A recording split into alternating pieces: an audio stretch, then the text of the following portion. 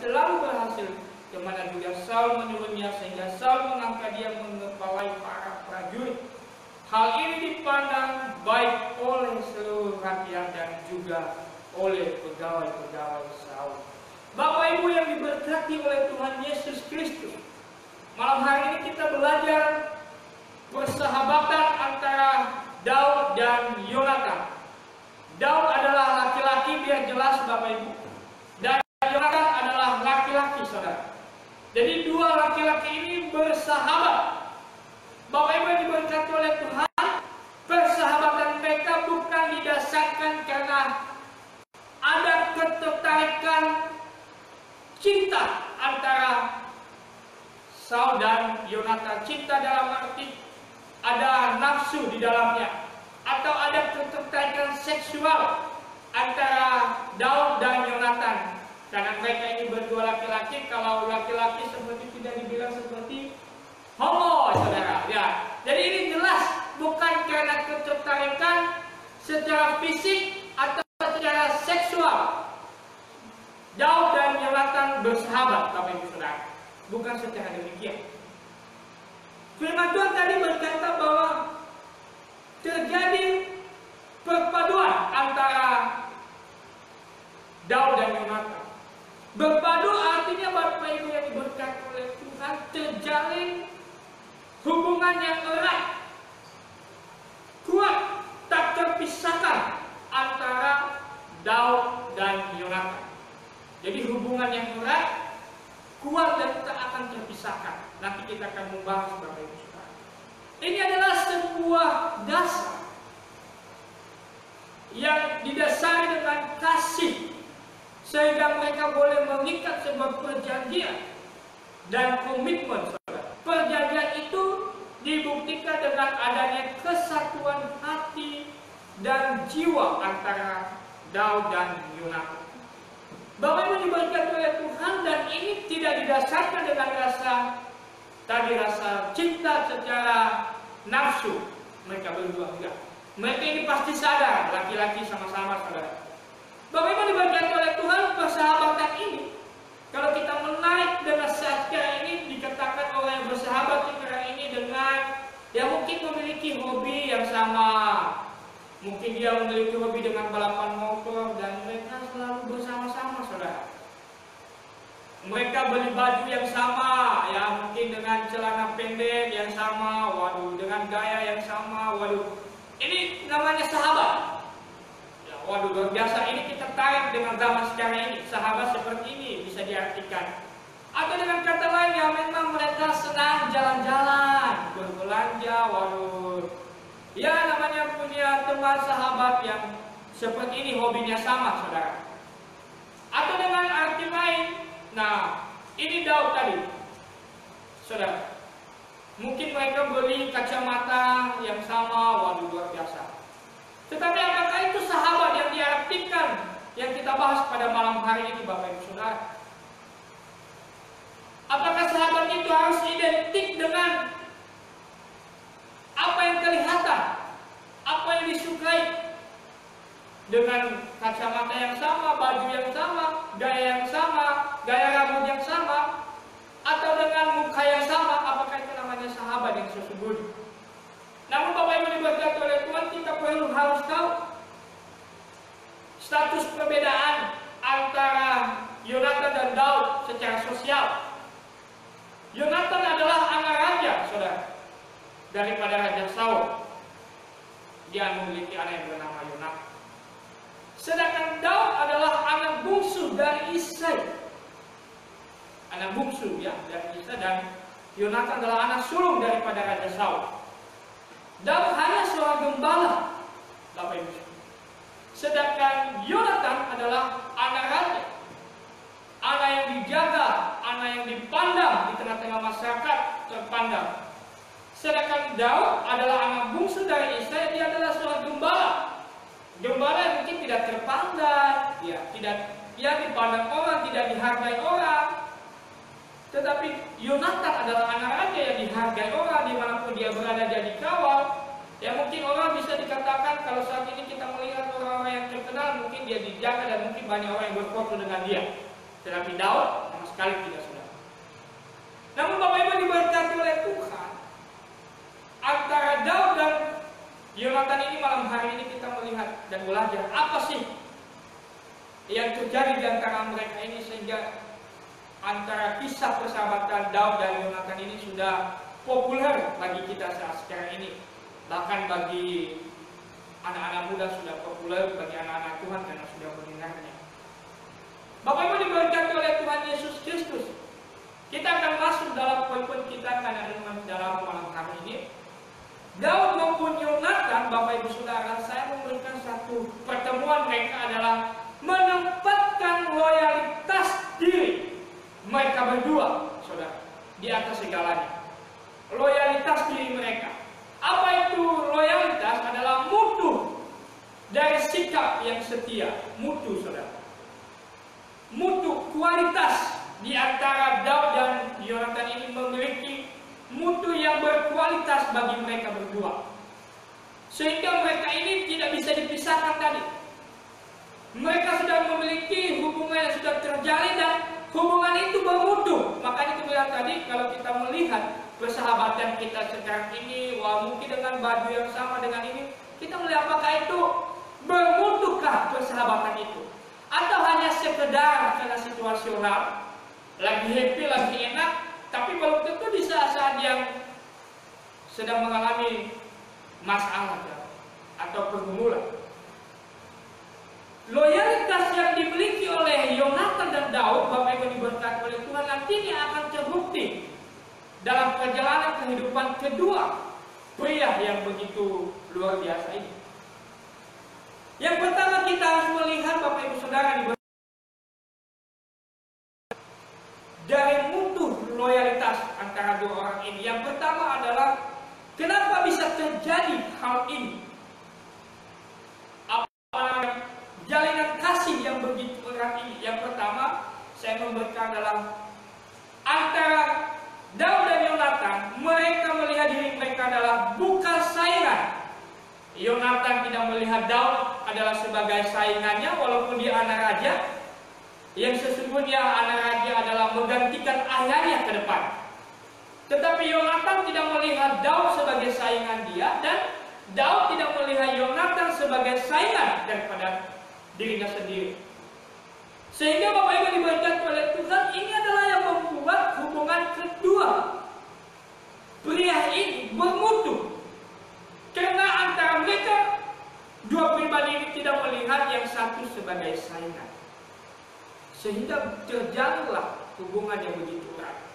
Nah, Bapak Ibu diberkati oleh Tuhan, kalau kita aplikasikan di dalam hidup kita, kenapa hubungan kita dengan orang lain bisa putus, bisa tidak terjalin lagi walaupun tadinya waduh begitu erat? Karena terjadinya perjalanan dalam hidup ini kita melihat satu dengan lain sebagai saingan. Sesama hamba Tuhan, sesama jemaat, bahkan di kalangan para pemimpin kita. Kenapa hal itu terjadi? Kok bisa terjadi perpecahan di sebuah organisasi antara satu dengan yang lain menganggap saingan, saudara? Posisinya menganggap, waduh ini nanti diambil orang, waduh ini gimana ini, harus lakukan tindakan yang tidak benar, untuk digeser atau dan lain sebagainya. Karena kenapa antara satu dengan yang lain menganggap saingan? Tapi malam hari ini kita belajar dari Yonatan dan Daud. Tengah-tengah persahabatan mereka memiliki kualitas karena mereka berdua tidak menganggap saingan, tidak menganggap musuh, saudara. Sehingga terjadilah hubungan yang begitu baik. Walaupun dalam status mereka masing-masing berbeda, anak raja dengan anak pekerjaan dengan seorang gembala di padang. Tapi Bapak Ibu diberkati oleh Tuhan Yesus Kristus, tidak menjadi saingan antara Daud dan Yonatan. Daud maupun Yonatan menempatkan loyalitas diri mereka di atas segalanya. Oleh karena itu, mereka boleh melihat antara satu dengan yang lain adalah sahabat yang saling mendukung. Yang kedua, Bapak Ibu diberkati oleh Tuhan, tidak ada rasa iri, saudara, antara Daud dan Yonatan. Oleh karena kenapa Yonatan tidak hitung-hitungan sama Daud Sehingga dia memberikan segala yang dia punya untuk Daud. Di ayat yang keempat, Yonatan menanggalkan jubah yang dipakainya dan memberikannya kepada Daud, juga baju perangnya sampai pedangnya, panahnya dan ikat pinggangnya. Ada hubungannya dengan poin yang pertama tadi. Persahabatan yang bermutu dan berkualitas. Yang pertama, tidak menganggap saingan antara satu dengan yang lain. Yang kedua, tidak ada rasa iri hati antara mereka berdua. Tidak ada rasa iri hati. Sehingga apa yang dimiliki oleh Yonatan sebagai anak raja, dia memberikannya kepada Daud. Bayangkan saudara, diberkati oleh Tuhan Yesus Kristus. Karena kenapa? Karena mereka sudah terjalin kasih yang begitu berkualitas. Ya kan? Jadi malam hari ini Bapak Ibu,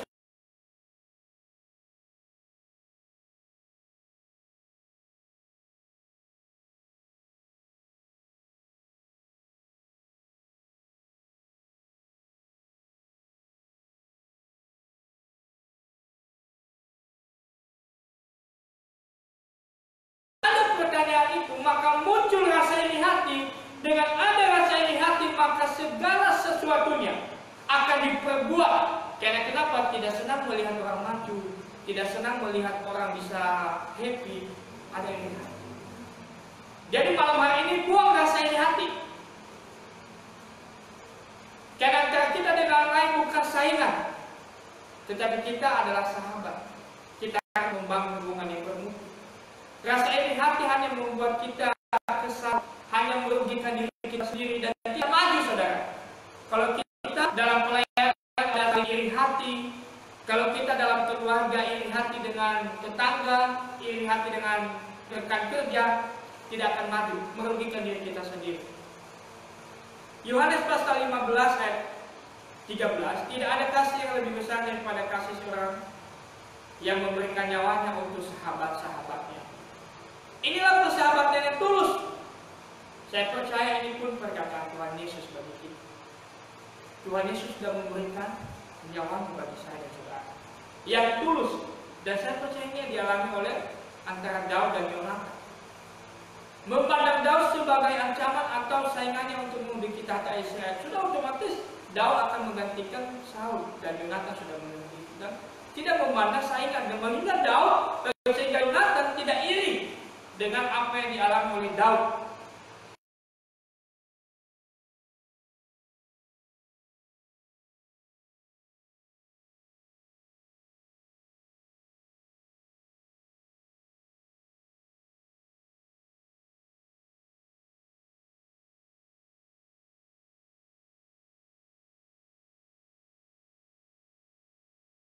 Terbukti ketika Saul berencana membunuh Daud, Yonatan menolong Daud dengan memberitahu rencana Saul. Saudara diberkati, Bapak Ibu diberkati oleh Tuhan.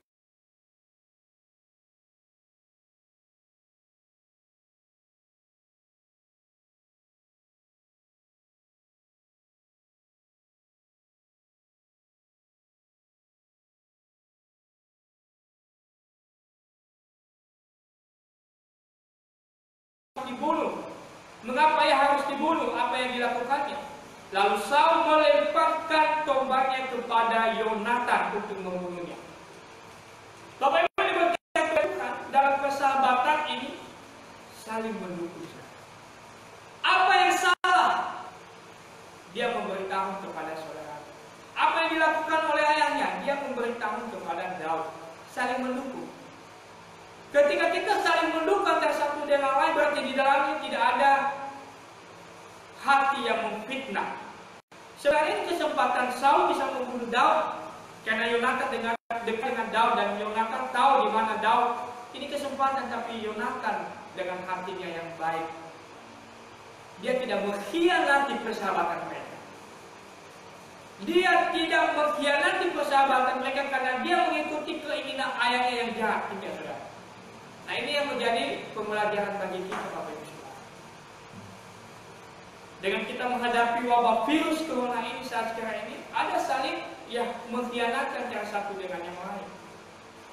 Yang tadinya mendukung, tiba-tiba enggak, karena situasional, karena mencari aman.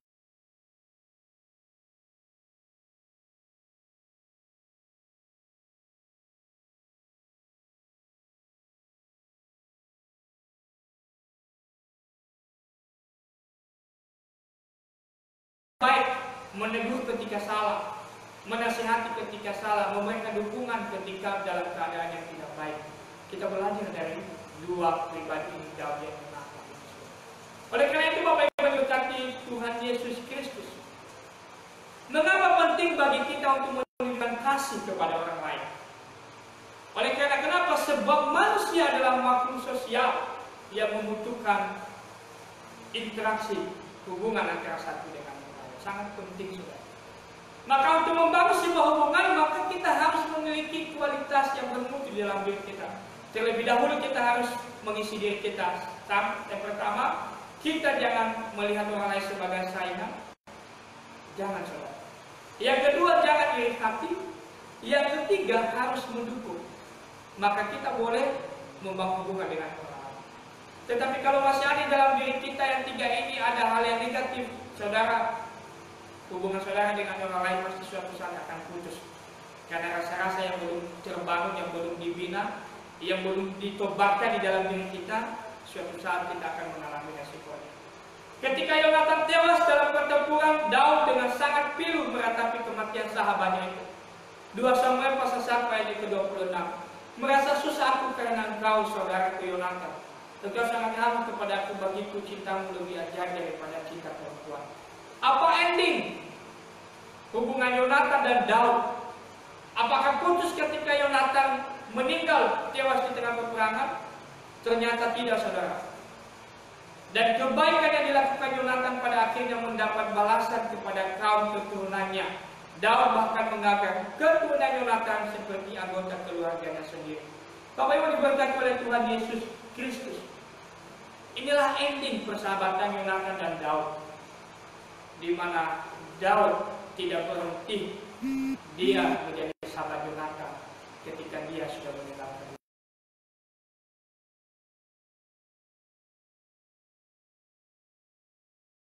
Diberkati oleh Tuhan, mari kita mengoreksi persahabatan kita sekarang ini. Bersama dengan rekan pelayanan, rekan kerja, teman-teman.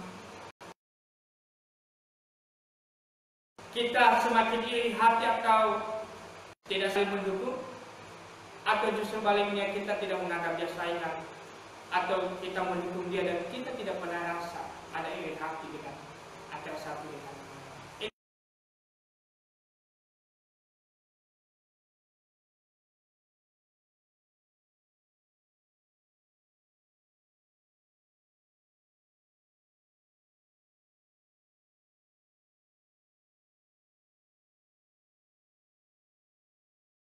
Keadaan ini berdoa bersama, memotivasi bersama, bertolong-tolong bersama, memberikan dukungan.